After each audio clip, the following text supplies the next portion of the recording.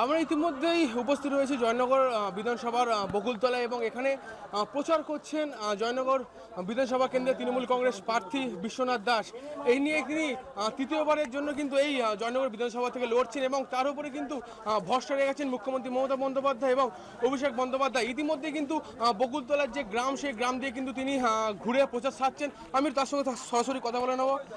তৃতীয়বারের জন্য লড়ছেন এই জয়নগর বিধানসভা মানুষের জন্য, কি বলবেন? দেখুন, জয়নগরের মানুষ আমার প্রতি যেমন আস্থা রেখেছে, সাথে সাথে আমাদের প্রিয় নেত্রী, বাংলার মুখ্যমন্ত্রী, আমাদের প্রিয় নেতা অভিষেক বন্দ্যোপাধ্যায়, তিনিও তৃতীয়বারের জন্য আস্থা রেখে আমাকে এখানে প্রতিদ্বন্দ্বিতা করার সুযোগ করে দিয়েছেন। আমি অত্যন্ত গর্বিত, আনন্দিত এবং তাদের প্রতি আমার অকৃত্রিম ভালোবাসা রইল, প্রণাম রইল। দেখুন, জয়নগরের মানুষ তৃণমূল কংগ্রেসের প্রতি ভালোবাসা, যা আবেগ, মমতা বন্দ্যোপাধ্যায়, অভিষেক বন্দ্যোপাধ্যায়ের প্রতি যে ভালোবাসা, এটা আজকের এই র্যালি দিয়ে তার প্রমাণ। কারণ এই র্যালিটা শুধু অঞ্চল বেসিসে র্যালি হচ্ছে না, একটা পঞ্চায়েত সমিতি ধরে আমরা এই র্যালি করছি। একটা পঞ্চায়েত সমিতি 6টা বুথ বা 7টা বুথ, সেই 7টা বুথকে নিয়ে আমাদের র্যালি।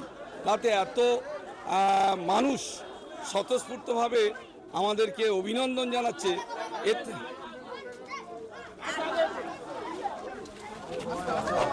বহু ভালো থাকবেন।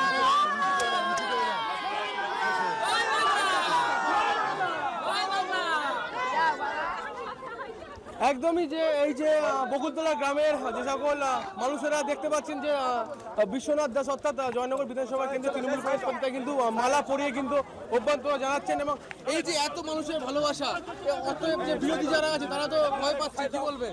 দেখুন, তার ভালোবাসার একটাই কারণ, গত নভেম্বর থেকে যে এসআইআর, সেই এসআইআরের ফর্ম বাড়িতে বাড়িতে দেওয়া, ভোটারদের পাশে থাকা, বৈধ নাগরিকদের পাশে থাকা, বৈধ ভোটারদের পাশে থাকা, না সিপিএম, না বিজেপি, না আদার্স কোনো দল, কেউ কিন্তু পাশে থাকিনি। একমাত্র তৃণমূলের BLO 2, BRS এবং বুথ সভাপতি, মেম্বার, নেতৃত্ব, আমাদের এমপি, আমি, আমাদের ব্লকের নেতৃত্ব, ব্লকের কর্মাধ্যক্ষরা, জেলা পরিষদের মেম্বার, সব তারা দাঁড়িয়ে থেকে এই কাজটা করেছে।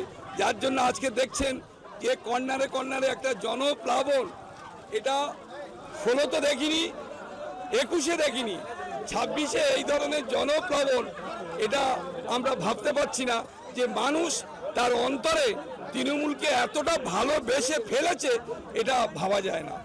জিতে আসার পর অনেক কাজই হয়েছে, জিতে আসার পর এখনো কি কাজ বাকি আছে বলে মনে হয়? মেন কাজ হচ্ছে জল, বাড়িতে বাড়িতে পানীয় জল দেওয়ার ব্যবস্থা। কাজটা হচ্ছিল, হাফ ডান হয়ে বন্ধ হয়ে গিয়েছে। কারণ মেন যে আমাদের জিয়ার নিমপিট আশ্রমে, আমরা সেখানে বড় রিজার্ভার করে ডায়মন্ড ফলতা থেকে জল এসে সেখানে স্টোর হয়ে আছে। দুঃখের বিষয়, এই যে পাইপ লাইনের যে কাজ হচ্ছিল, সেই কাজ হতে হঠাৎ বন্ধ হয়ে গিয়েছে। কেন্দ্রের জল জীবনের টাকা বন্ধ করে দিয়েছেন। তাই মাননীয় মুখ্যমন্ত্রী মমতা বন্দ্যোপাধ্যায় 10 প্রতিজ্ঞার মধ্যে অন্যতম এবং প্রথম প্রতিজ্ঞা হচ্ছে পানীয় জল প্রতিটা বাড়িতে বাড়িতে পৌঁছে দেওয়া। আমার বিধানসভায় অঞ্চলগুলোতে পাইপলাইনের যে কাজ অর্ধ অবস্থা আছে, হাফ ডান হয়ে আছে, আমি জিতে আসার পর পাইপলাইনের কাজগুলো কমপ্লিট করে এবং যত শীঘ্রই আমরা টার্গেট নিচ্ছি 26 নভেম্বর ডিসেম্বর মধ্যে প্রতিটা বাড়িতে বাড়িতে পানীয় জল পৌঁছে দেওয়া, এটা আমাদের মূল লক্ষ্য।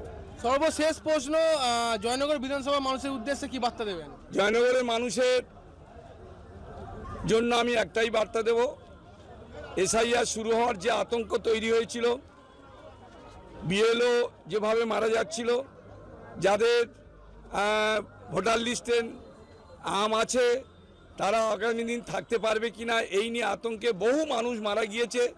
আমার এখানকার জয়নগরের মানুষ, তারা যে আতঙ্কগ্রস্ত হয়েছিল বা BLOরা অসুস্থ হয়ে পড়েছিল, আমাদের সমস্ত স্তরে, MP থেকে, MLA থেকে, জেলা পরিষদ থেকে, পঞ্চায়েত সমিতির কর্মাধ্যক্ষ থেকে, পঞ্চায়েত সমিতির সভাপতি থেকে, অঞ্চল সভাপতি, ব্লক সভাপতি, BLO 2, BRS মেম্বাররা, বুথ সভাপতিরা, নেতৃত্বরা, সবাই পাশে থেকে যেভাবে দাঁড়িয়ে কাজ করেছে, না বিজেপি, না সিপিএম, আদার্স দল কেউ কিন্তু পাশে থাকেনি। তার জন্য আজকের যে কোনো র্যালি, যে কোনো মিটিংয়ে আজকে এত মানুষ তারা সমাবেত হচ্ছে, তার একটাই কারণ, বিপদের সময় বিপদের বন্ধু হিসাবে তারা একমাত্র তৃণমূল কংগ্রেসকে পেয়েছে।